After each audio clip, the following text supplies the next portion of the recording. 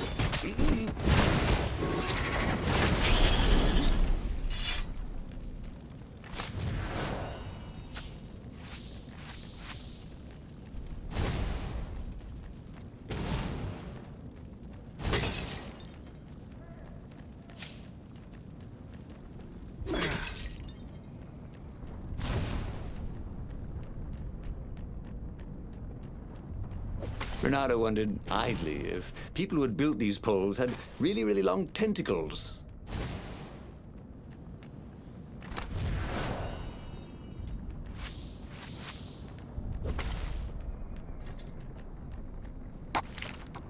Alright, so we can do max health. Dashing through an enemy.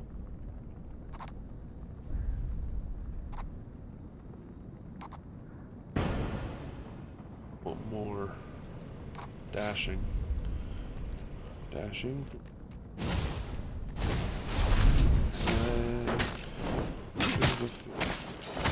That is.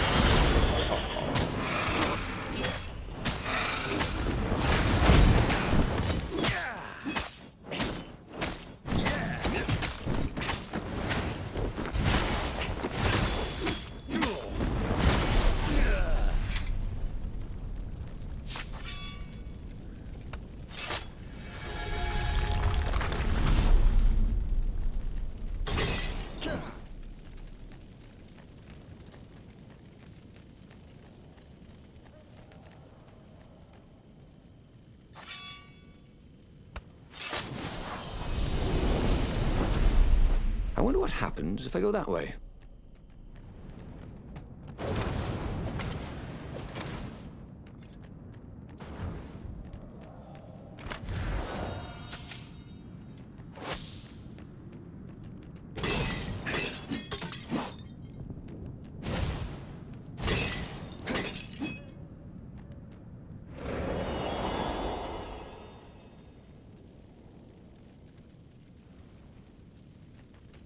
You couldn't go sticking jewels in your gauntlet just anywhere. What if you dropped one and broke it? Luckily, there was a bench right here.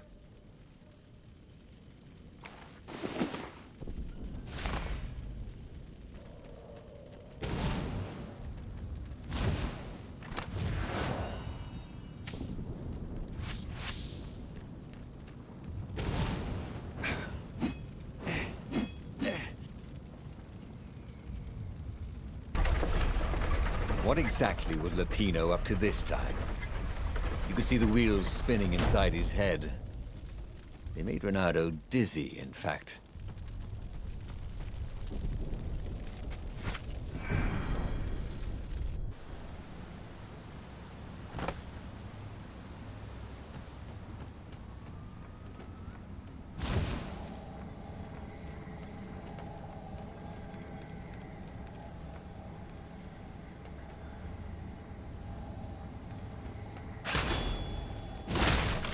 Well, the eyes have had it.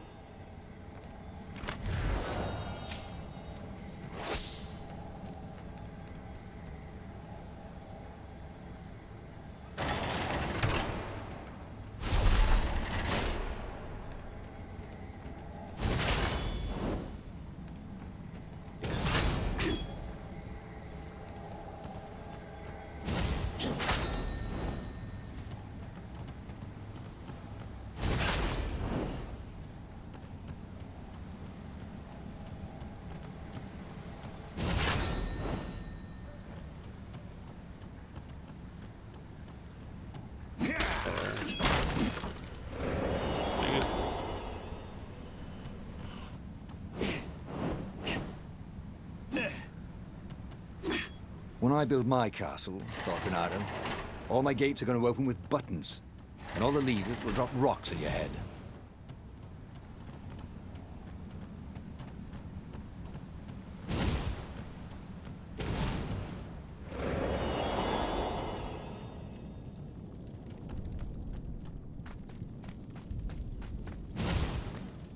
So, what's this plan of yours? Use me as bait, said Lupino. And he outlined a slightly complicated plan that involved geese, a net, setting the Farfarer a little bit on fire, Lupino dressing as an old blind toad, and Renato hiding inside a monstrous watermelon. What could possibly go wrong? Thought Renato. Oh, go ahead. I'm sure you know better, said Lupino.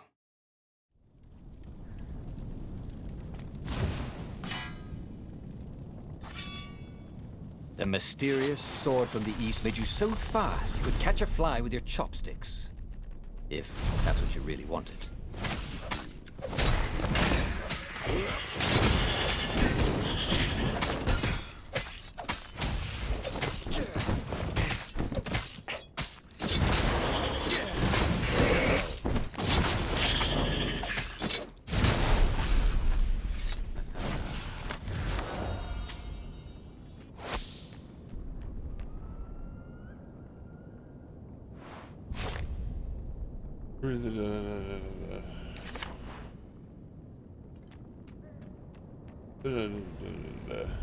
Renato had been the terror of the sandcastles when he was two.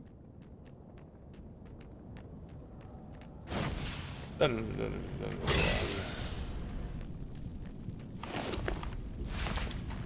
chance time 2.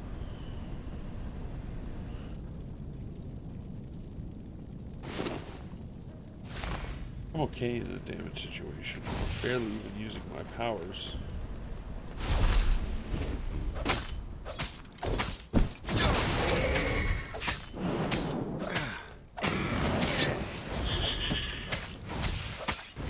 No one could beat Renato at hot potato.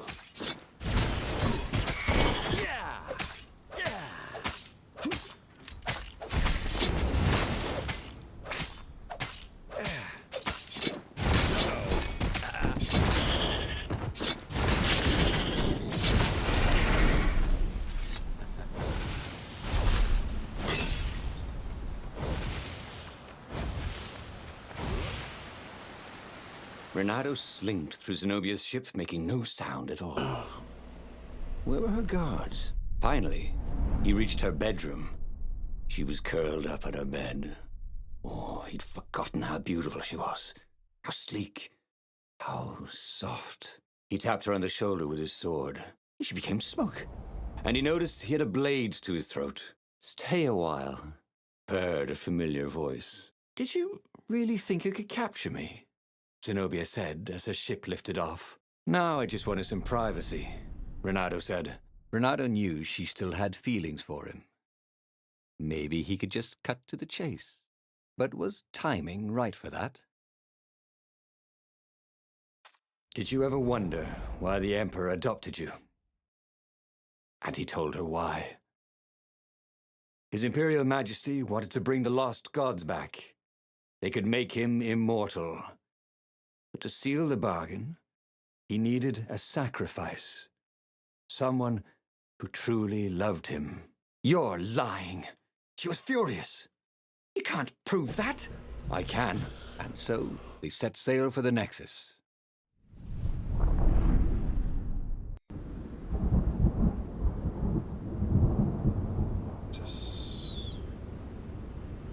The scientists at the observatory have resurrected one of his victims. Well, he's not exactly alive, but it can talk, and it can't lie. You took a big risk.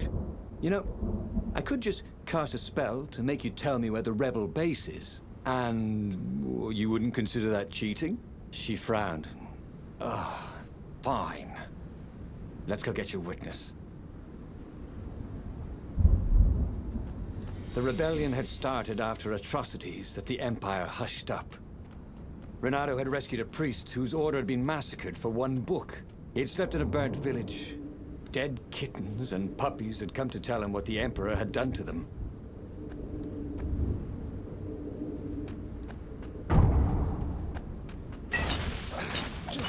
It was definitely easier to fight inanimate objects.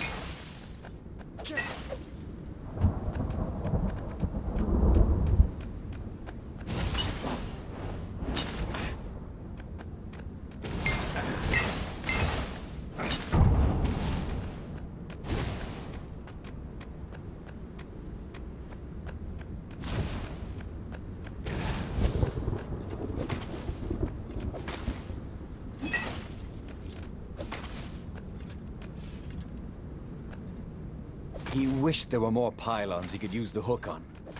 They really needed to construct additional pylons.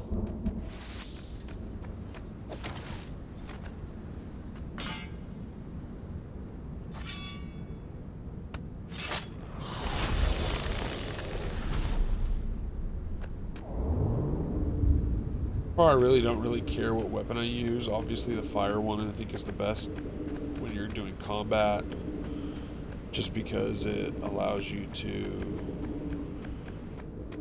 some AoE.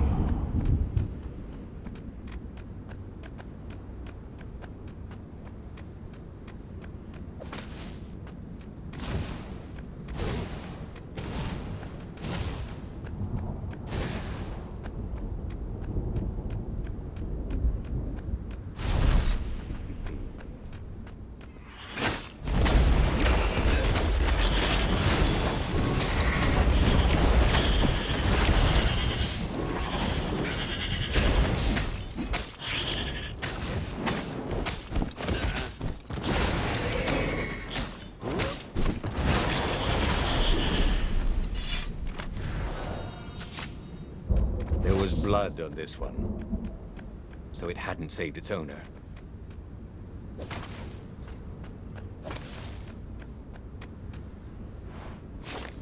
At school, we learned the gospel of the transcendent emperor, the last divinity to pierce the skies. He would banish the evil gods and grant us the gift of time. But could one man, divine as he may be, create something as intricate as time? I have my own theory. I believe that time is a symptom rather than a gift. I am convinced that on a cosmic scale there is a pendulum motion between order and chaos. The transcendent emperor ended chaos and started the age we live in an age of cause and effect, of fact and logic. Time is merely the tapestry upon which these laws manifest themselves. It is the foundation for order's companion, entropy. But in the age of chaos, when the old gods reign, perception carries more weight than fact. Emotions can shape worlds and time ceases to exist. The age of order is ending. I am merely helping the inevitable. Entropy has been broken. Fate has been breached. The end of time is coming, and I shall embrace it. Emperor and Singrim III, A Secret Journal.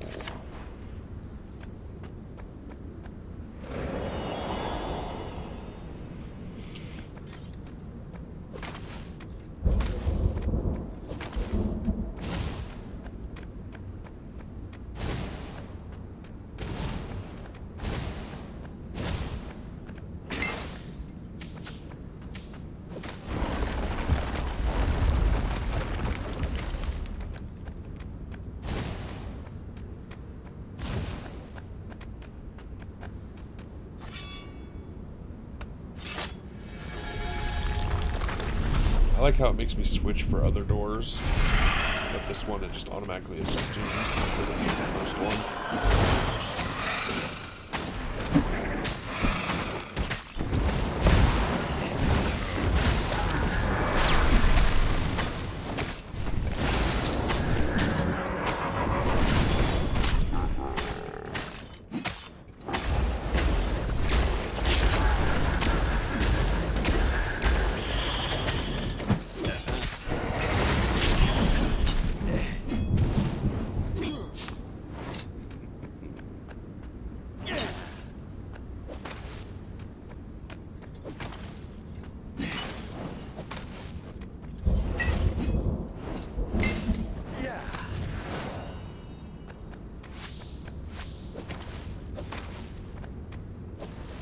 She caught up with him. Don't you think I'd know if my father started practicing black magic? Why? Would you want to join in? Oh, no, I'd destroy his books Why? and... What do you need? All right, I suppose I wouldn't. She stopped, troubled. He ran on.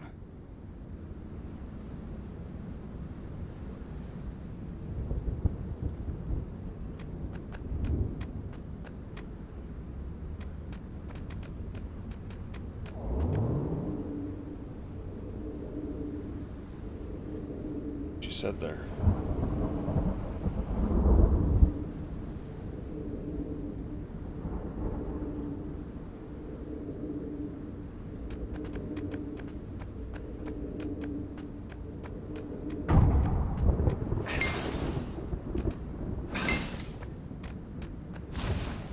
The scientists on this island had been investigating the Emperor's dark rituals on their own.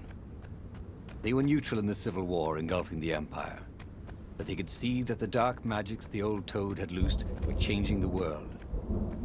Renato hoped he and Zenobia weren't putting them in danger.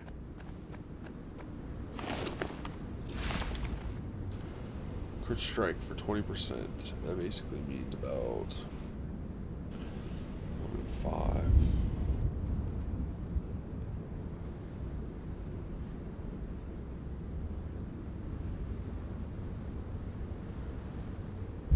What am I using right now?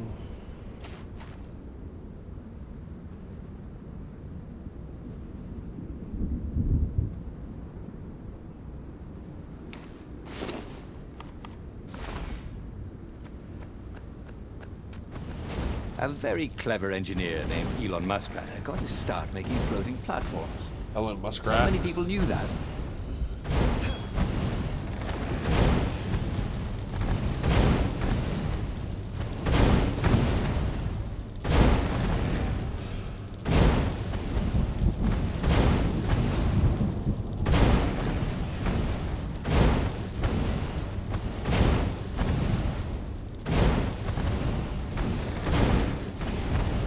Lovely.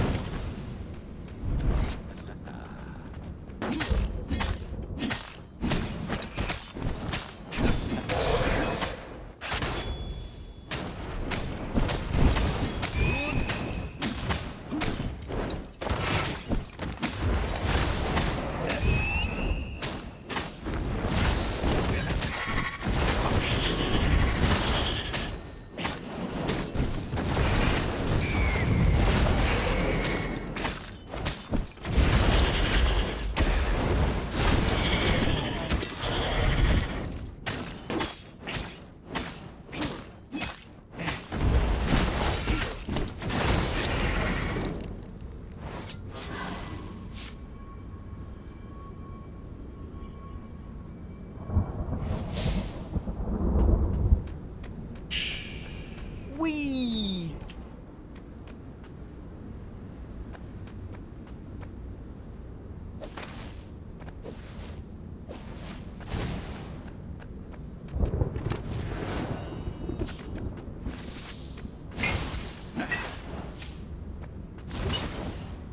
More? No. Yeah. 13 more of those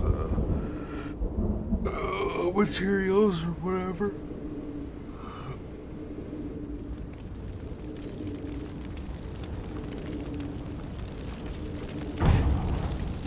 Sometimes, Renato really hated inanimate objects.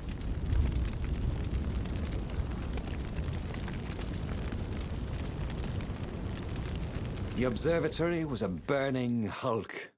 Dead scientists and black feathers everywhere. The Ravens had taken care to burn the reanimated witness to cinders. Zenobia stared around, shocked. The scientists had been neutral. They had no part in the rebellion. "Take me to your council," she said, shaken. "I have things to tell them." It was what Renato had gambled on. The Zenobia would turn against her father once she knew his madness. But the rebel base was secret. Could he really risk taking the Emperor's daughter there, even if she did love him? We trust her now?